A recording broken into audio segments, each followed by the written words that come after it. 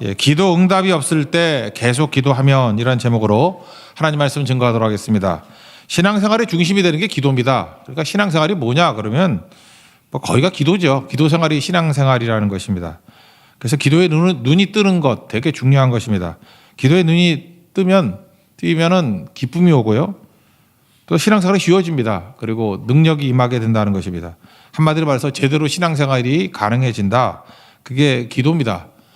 예수님 제자들이 찾아와서 예수님 기도하는 모습을 보면서 기도 가르쳐달라 그러잖아요. 누가복음 11장 1절에 기도를 가르쳐 주옵소서. 요한이 자기 제자들에게 기도 가르친 것 같이 우리에게도 기도를 가르쳐 주옵소서. 그러니까 너무 인상적이었다는 거죠. 기도를 배우고 싶습니다. 그래서 주기도문 나온 거 아닙니까? 그러니까 기도 배워야 됩니다. 그러니까 기도를 내가 하는 스타일 기도만 할 게 아니라 자꾸 배워서 이렇게 폭넓어지고 깊어지고 그런 것들이 꼭 필요하다라는 것입니다. 그럼 기도의 성장이 언제 제일 큰 성장이 있겠습니까? 그 역설적인데 어려울 때예요. 그리고 기도 응답이 잘 안 될 때.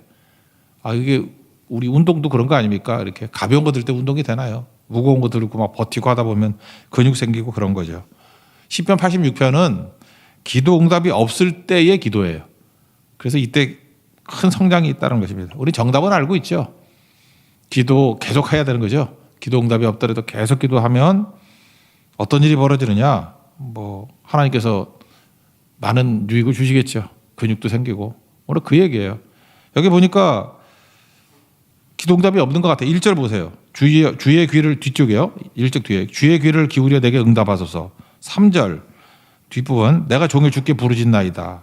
6절 나의 기도에 귀를 기울이시고 내가 간구하는 소리를 들으소서.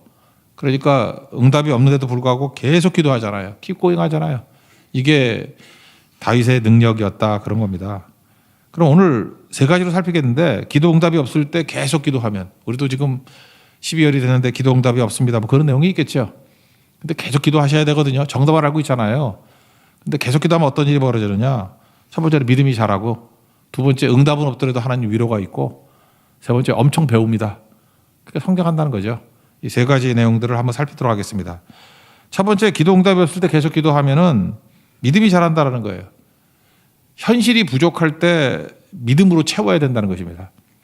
그러니까 하나님께서 현실은 좀 부족하게 만드셨어요. 그때 믿음을 좀 풍성히 주시겠죠. 그러니까 풍성한 걸로 부족한 거 채우면 되잖아요. 그러니까 현실이 어려울 때 믿음이 자라는 거죠. 왜? 풍성해질 건 믿음밖에 없잖아요. 그러니까 믿음이 막 커져가지고 현실의 부족함을 꽉꽉 채우게 된다라는 것입니다. 광야가 그래서 중요한 거죠. 광야는 현실이 부족한 거죠. 부족함 투성이가 광야 아닙니까? 광야는 아무것도 없잖아요. 그러니까 믿음이 막 자라야죠. 믿음으로 채우지 않으면 뭐가 되겠어요? 그러니까 오늘도 광야 같은 인생을 사시는 분들은 하나님께서 믿음의 이 포션을 좀 크게 늘리기 위한 거라고. 그 믿음을 크게 붙드십시오. 믿음이 막 커지는 시간이에요. 너무 현실이 부족해. 조그만 거밖에 없어. 그럼 막 믿음이 엄청 커져야 되겠죠. 예를 들면 오병이어 한번 사건 보세요. 남자면 5천 명이니까 만 명 이상 모였겠죠. 여자도 있고 아이들도 있고. 근데 제자들이 저녁 때가 되니까 먹을 게 없잖아요. 만약에 제자들이 돈이 있었다 그러면 200데나리나 돈이 없으니까 못 사는 거지. 또 돈이 있다도 마트가 있었다면 거기 이마트가 있었으면 사겠죠. 우리는 기적이 잘 안 나타나요. 이마트가 있고 돈이 있고 여전도회가 있기 때문에. 그러니까 지들이 만들지 그죠? 만들어 먹고 하니까 우리는 잘 기적이 안 나타나. 그죠? 그냥 맛있게 먹고 솔드아웃 되고 그러는 거죠. 근데 아무것도 없잖아요. 거긴 여전도회도 없고 송경인 집사도 없고. 그러니까 어떡하겠어요. 돈도 없고 마트도 없으니까. 그 기적이 나타나는 거죠. 믿음이 자라나는 거라고요. 모든 어려운 현실이 다 기적 아닙니까? 홍해, 이 어려운 현실이죠. 눈앞에 홍해, 그 기적이죠. 그 다음에 눈앞에 여리고성, 기적이죠. 눈앞에 푸르불, 다 기적이라는 것입니다. 그래서 주님을 의지하는 거예요. 여기 보니까 응답은 없습니다. 주님 더 의지합니다. 그러니까 믿음 붙들겠습니다. 그런 얘기겠죠. 1절과 2절 읽겠습니다. 시작. 여호와여 나는 가난하고 궁핍하오니 주의 귀를 기울여 내게 응답하소서. 나는 경건하오니 내 영혼을 보존하소서. 내 주 하나님이여 주를 의지하는 종을 구원하소서. 여기 보니까 내 주 하나님이여 이런 고백이 나오죠. 저도 보니까 이 고난 중에 계속 기도를 하면요. 응답이 없을 때 계속 기도를 하면 하나님과 친해져요. 이 친해지는 게 힘이라는 거를 깨닫게 되는데, 우리도 고난 중에 좋은 친구 만난다 그러잖아요. 뭐 고난, 어려움이 와야 누가 좋은 친구인지, 누가 좋은 아내인지, 누가 애국자인지 다 안다 그러잖아요. 고난 올 때 안다라는 거죠. 저도 되게 어려움이 있었을 때 제 친구가 보냈던, 그 지금 없어진 것 같은데 뭐 편지가 하나 왔었어요. 그때 교수하는 친구인데, 내 친구 전병우 목사에게, 내 친구, 그게 와닿더라고. 그죠? 보통 내 친구. 그러니까 어려울 때도 넌 끝까지 내 친구야. 그게 되게 힘이 되더라. 가까워졌어요. 그죠? 고난 중에 가까워지고. 또 하나 뭐 그런 거 제가 했던 것도 하나 할게요. 제가 어느 대학교 재단 이사를 한 10년 정도 했거든요. 그러니까 다 믿는 사람 아니었는데도 불구하고 목사니까 예배 드리자 그러더라고요. 그래서 제가 예배도 인도하고 기도도 하고 그랬어요. 근데 제가 그 학교를 되게 사랑했는가 봐. 그래서 이렇게 학교를 얘기하면서 우리 학교를 위해서, 우리 학교라 그랬어요. 우리 학교. 계속 우리 학교라 그랬더니 그 교수님이나 총장님들이 눈이 동그래지더라고. 우리 학교. 보통 와가지고 그런가 봐요. 근데 숙대였는데, 숙명여대를 뭐 이러는데 저는 우리 학교 그랬거든요. 그때 우리 학교. 저 교수도 아니고 뭐 학생도 아닌데, 학생일 리가 없죠. 제가 남자니까. 예. 근데 우리 학교. 진짜 우리 학교였거든요. 그랬더니 금방 하나가 돼버렸어요. 정말 뭐 순식간에 정말 동고동락하는 사람이 돼버렸다고요. 그런 거죠. 어려움 중에 2절 보니까 내 주 하나님이여 그러잖아요. 다윗이 얼마나 하나님과 친해진 거예요. 응답이 없는데 계속 부르짖으니까 내 주 하나님이여. 나의 하나님이잖아요. You are my God. 그런 거 아니에요? 12절에도 나온다고요. 주 나의 하나님이여. 내가 전심으로 주를 찬송한다고. 그러니까 여러분도 마찬가지입니다. 나의 하나님, 이 고백이 나오면 최고가 되겠죠. 탕자 비유 보면요, 그 집안에 형이잖아요. 형, 큰형이. 돌아오니까 막 동생을 비난해요. 누가복음 15장 30절 보니까 아버지의 삶을 창기들과 함께 삼켜버린 이 아들이 돌아오매 왜 송아지 잡아주냐 이런 얘기나. 이 아들, 아니 자기 동생한테 이 아들이 뭐예요? 그죠? This son, 이 아들. 아버지 마음이 아팠는가 봐. 그래서 32절에 이는 내 동생이다. 죽었다가 살아났고 잃었다가 다시 얻은 내 동생이다. 그래서 이 아들 그걸 시정해줘요. 내 동생이라고. 내 동생. 그래서 마찬가지예요. 어떤 사람 볼 때 이 인간 그 관계 어려져요. 사도 바울은 어때요? 사도 바울은 디모데한테 이 인간 안 그러고요. 나의 동역자, 나의 기쁨이다. 그러잖아요. 그죠? 나의 동역자, 나의 기쁨이다. 이렇게 중요한 거죠. 어떤 여자분은 뭐 남편 전화번호에 왼수라고 뜬다면 그거 참 어려운 분이죠. 그렇게 하면 안 돼요. 농담도 그렇게 하는 거 아닌 것 같아요. 그죠? 나의 기쁨 이렇게 쓰든지 나의 동역자. 그게 되게 중요한 거겠죠. 이게 고난 중에 가까워지는 거예요. 되게 이게 넉넉한 분들은 가까워지기 힘들 거라고. 그런 거죠. 그러니까 친화력을 갖는 거 이게 너무너무 중요하다. 잊지 마십시오. 제가 어떤 그 어린아이, 저는 우리가 그래도 생각보다 어린아이가 많은 편이에요. 그죠? 딴 데서 오신 목사님들 그러더라고요. 애들이 이렇게 많냐고. 진짜 없는 거 봐, 애들이. 우린 열심히 낳고 막 4명 낳고 막 그러잖아. 5명 하나 낳았으면 참 좋겠는데. 4명 낳고, 뭐 4명도 많잖아요. 그죠? 3명도 많고. 근데 제가 본 건데요. 이제 엄마한테 혼난 거야. 얘가 뭐 잘못했는 거야, 교회에서. 그래서 엄마가 이렇게 화나는 얼굴을 하고 있어요. 그러면 이제 아이들이 기가 죽고 이러는데 얘가 장차 큰 인물이 될 것 같아. 그죠? 엄마가 자기 때문에 화가 났는데 엄마가 그러니까 외면하는 거예요. 안 쳐다보고. 아들을 안 쳐다봐. 그러니까 외면하는데 이 아들이 엄마 얼굴을 잡아가지고 돌리는 거예요. 저한테. 나 쳐다봐. 웃어야지. 엄마잖아. 이런 엄마가 있어. 아들을 쳐다봐야지. 엄마가 웃겨가지고 웃더라고. 그리고 안아주더라고요. 야, 쟤는 자녀의 힘이 뭔지 알겠구나. 우리가 하나님 앞에 좀 그래야 된다고요. 하나님 삐쳐가지고 뭐 혼난다고 부들부들 떠는 게 아니라 하나님 안 쳐다보면 쳐다봐요. 하나님이잖아. 나의 하나님이잖아요.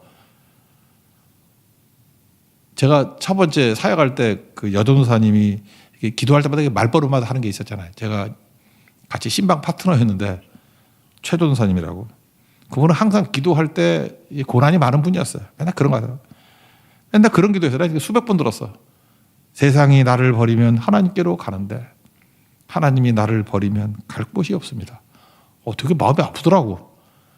좀 불행한 분이었거든요. 세상이 나를 버리면 주님께 갈 수 있대요. 근데 주님이 나를 버리시면 나 갈 곳 없다고. 내가 하나님이라도 도와줄 것 같더라고요.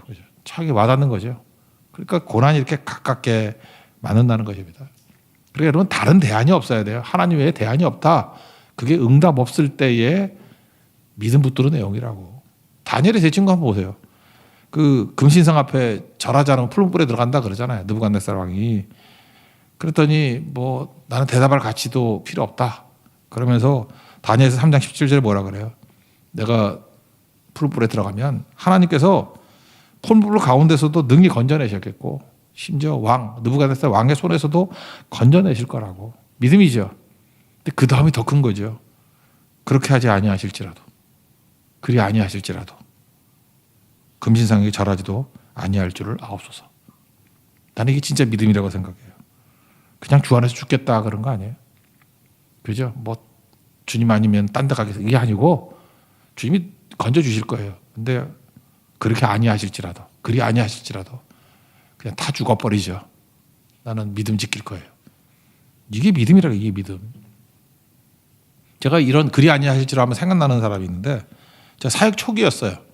그러니까 9기하고 11기하고 사귀었으니까 68년생하고 70년생. 그러니까 되게 사역 초기죠. 둘이 연애할 때예요. 이제 초창기 제자쯤 되는 애들이지. 근데 둘이 남자는 키도 크고 좀 남자 약간 조건이 좋았어요. 그리고 여자는 뭐 나쁜 건 아닌데 약간 여자가 사회적인 말로 한다면 조건이 좀 떨어지고 그랬다. 거기다가 남자는 또 교회 오빠잖아요. 인기가 되게 좋은 거야. 교회는 이게 아주 그 도사리는 여자들이 되게 많잖아요. 그래서 이 자매 보면 사귀는데도 불구하고 자꾸 이렇게 침 바르고 다니고 막 그러는 여자들이 많은 거예요. 저도 느끼겠더라고. 남자가 되게 멋있어요. 그랬더니 그 자매 친구가 야, 너 저러다가 저 오빠 마음 변하면 어떡할래? 이렇게 얘기하는 걸 옆에 들었어요. 그랬더니 나는 믿어. 뭐 그러더라고. 그러더니만 혹시 딴 데 가면 나는 결혼 안 하고 평생 혼자 살 거야.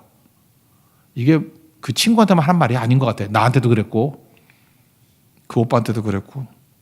그러니까 그 형제 저것도 되게 친했는데 한눈을 못 팔더라고.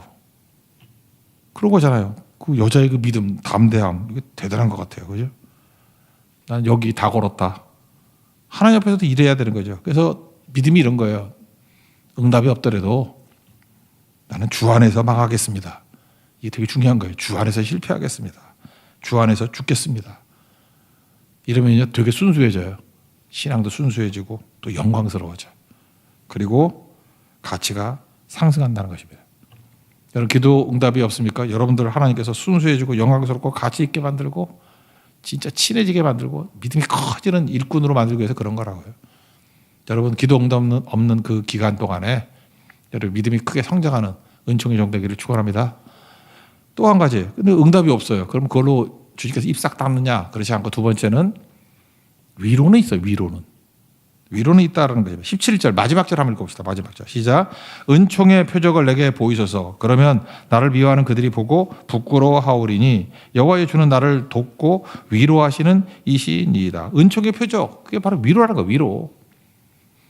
여러분 잘 보세요. 하나님이 당장 응답 안 하시는 이유가 뭐죠? 우리 기도에 세 가지 응답이 있다고 그러잖아요. Yes라는 응답이 있고 No라는 응답이 있고 Wait라는 응답이 있고. 그러니까 웨이트에 가까운 거겠지. 그러죠. 그러니까 지금은 아니에요. 하나님의 때가 아닌 거야. 우린 모르지만. 그러니까 예를 들어서 요셉의 예를 한번 들어보자고요. 요셉이 형들에게 팔려가지고 종으로 팔려갔습니다. 그리고 보디발의 아내 유혹을 이겼다고 또 감옥에 가고 그랬습니다. 성경에는 나오고 있지 않지만 요셉이 하나님 앞에 개인 기도할 때 뭘 기도했겠어요? 빨리 집으로 돌아가게 해주세요. 그런 기도 안 했을까? 감옥에 갇히면 풀려나게 해달라 그런 기도하고 뭐 이렇게 노예로 잡혀가면 빨리 집에 가게 해달라 뭐 그런 기도 하지 않았겠어요? 하나님도 마음이 아프지. 그 기도는 응답할 수가 없잖아요. 왜? 요셉을 통한 사명이 있거든요. 너는 어쨌든 13년 동안은 뭐 감옥이든 종이든 하여튼 있어야 돼. 하나님의 때가 30살이었거든요. 그때 애굽의 총리가 되고 가족도 구원하고 하나님이 구원할 계획이 있잖아요. 애굽도 구원하고 세상을 구원할 하나님의 계획이 있다고. 근데 하나님이 또 그거 다 말해주면 또 재미없잖아요, 인생이. 그러니까 말은 못 해주고 응답은 없는 거예요. 그러니까 요셉은 응답이 없는 거예요. 그래서 믿으면 잘하겠죠. 첫 번째 같이.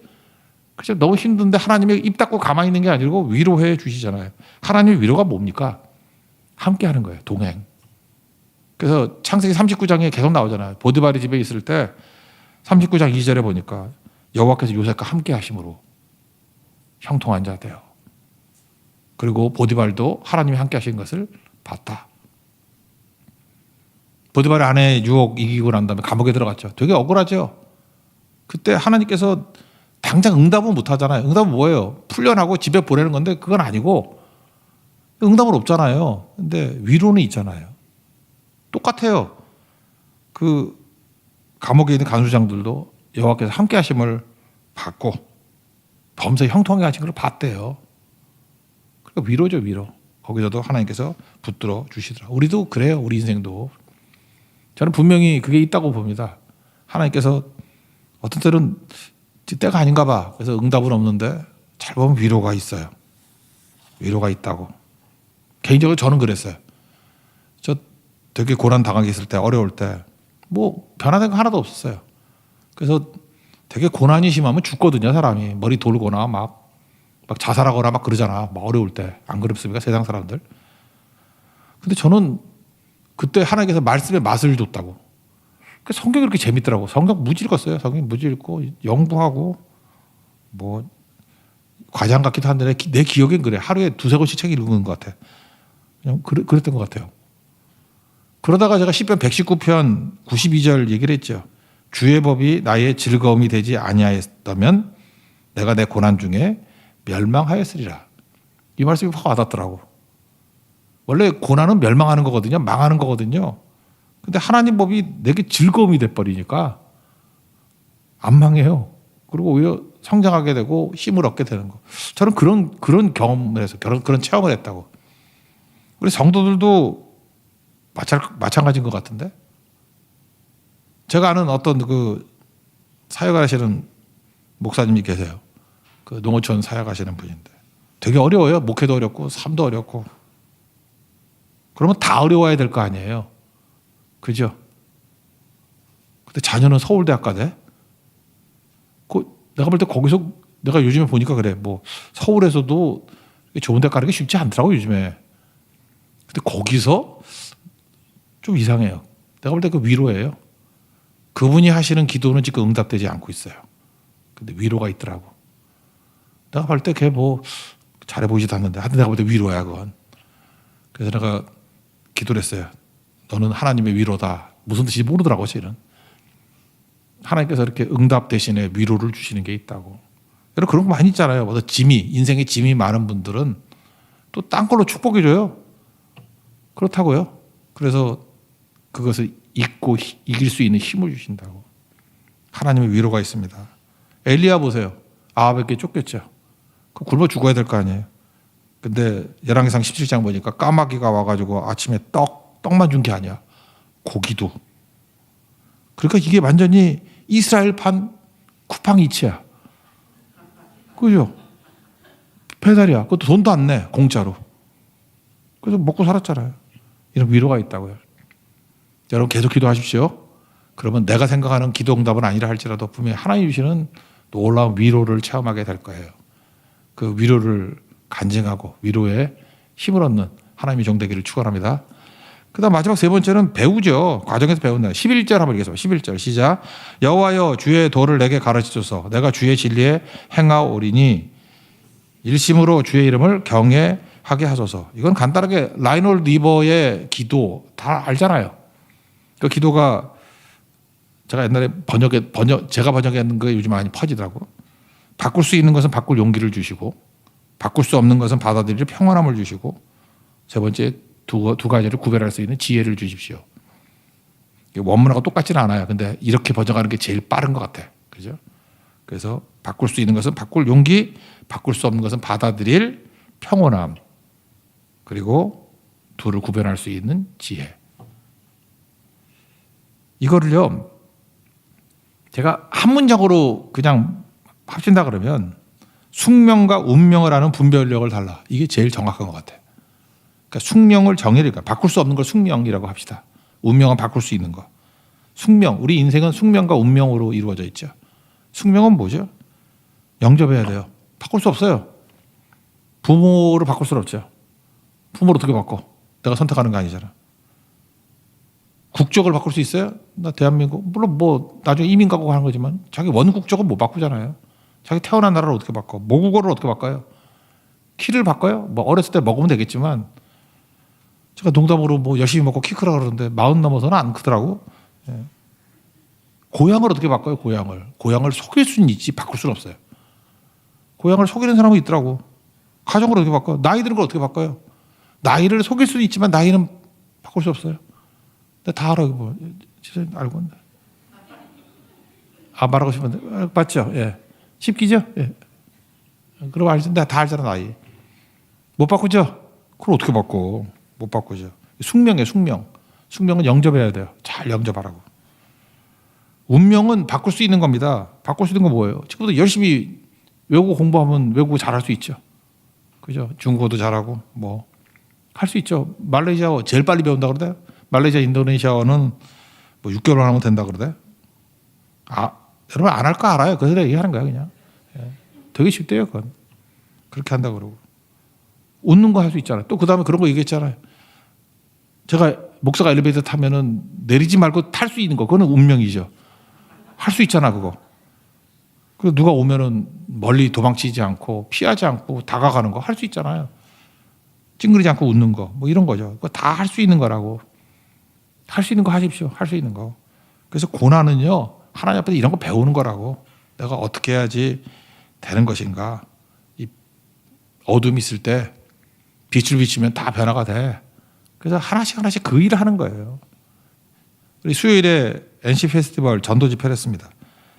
거기에 오신 분들이요, 스스로 나온 거 아니에요. 하나님이 부르신 거라고. 요한복음 6장 44절 보니까 나를 보내신 아버지께서 이끌지 아니하시면 아무도 내게 올 수 없으니. 여러분 그런 거 보셨죠? 꼭 올 것 같은 사람은 안 오고, 안 올 것 같은 분, 뭐 예를 들어서 수요일날 비 오는 날은 안 가. 그러다가 온 분이 있죠. 비 그쳤다고. 그런 사람이 있어요. 그러니까 아버지께서 이끌지 아니하시면 아무도 내게 올 수 없느니라. 이게 초청에 오신 분이라고요. 그렇게 계속 풀어나가는 거예요. 열심히 전도하고 그분으로 와서 또 그 기회를 잡고 이번 주에 나오면 2번 순종이 되는 거죠. 이제 방향과 도약까지 이루어지는 거라고. 되게 중요한 거죠. 그래서 수요일에 오신 분들이 이번 주일이 되게 중요해요. 이걸로 운명이 바뀌어. 그리고 한 번만 더 하면은 이제 관성이 생긴다고. 인생이 그래요, 다. 다음 주부터는 또 특별 새벽 기도회잖아요. 그러니까 이게 되게 중요한 거예요. 원래 특별 새벽 기도회는 40일 정도는 해야 돼요. 왜냐하면 사람 습관이 변화되는데 40일이 걸리거든요. 2주로는 변화되지 않아요. 말짱 도루묵이야. 다시 돌아와. 40일 돼야 다 변화돼요. 40일이 되게 많죠. 광야에서 기도할 때도 40일 뭐 그런 거죠. 그 요한계시록 보면 40일 동안 고난이 있다. 이게 뭐 인생이 바뀌는 게 40일이라고. 40일이 되게 중요한 건데 그거를 잘 이끌어야 된다라는 것입니다. 여러분 우리가 하나님 앞에서 변화되는 건 그렇게 복잡한 일이 아니고 사실은 그 예수님 십자가 달리셨을 때 오른편 강도 같이 큰 거 하는 거 아니에요. 3가지만 하면 돼요. 구원받는 거. 이거 꼭 하십시오. 한 놈이 행각자 중에 한 사람이 막 비방을 해요. 그럴 때 꾸짖습니다. 너는 동일한 정죄를 받고도 하나님을 두려워하지 않니? 정죄를 한다는 건 무슨 얘기예요? 거룩해지네. 구별된다는 거죠. 나는 저 사람하고 따로 설 거야. 이 고독한 건데 고백하셔야 돼요. 난 저 길 안 가고 이 길 갈 거야. 그래서 행악자를 비방하는 거, 꾸짖는 거. 2번째 자기 죄를 인정하는 거죠.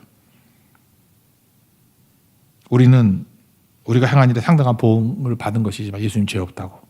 자기 죄를 인정. 나는 죄인입니다. 2번째 인정하는 거. 3번째는 하나님 나라 임하실 때 나를 기억해 주옵소서. 그럴 때 낙원에 있으리라 그러잖아요. 그리고 3가지 하는 거예요. 용기가 뭐냐면 딴 사람들 이렇게 전도할 때 교회 안 가는 거 나는 갑니다. 뭐 예배 안 가는 거 나는 갑니다. 이런 거예요. 하나. 그리고 자기 자신의 죄인됨을 인정하고. 그다음 3번째는 구원해 달라고 외치는 거예요. 이 3가지 조건만 있으면 구원 받습니다. 근데 이걸 못 해요. 이걸 못 한다 사람이. 이거 하면 완전히 변화가 된다는 거예요. 하나님 앞에 거룩함, 이게 첫 번째는 거룩이라고, 두 번째는 회개라 그러고, 세 번째는 구원 요청하는 거. 우리 오른편 강도 같이 순식간에 하나님의 백성으로 변화받는 은총을 경험하는 믿음의 종되기를 축원합니다. 자리에서 일어나겠습니다. 300장 찬송하겠습니다.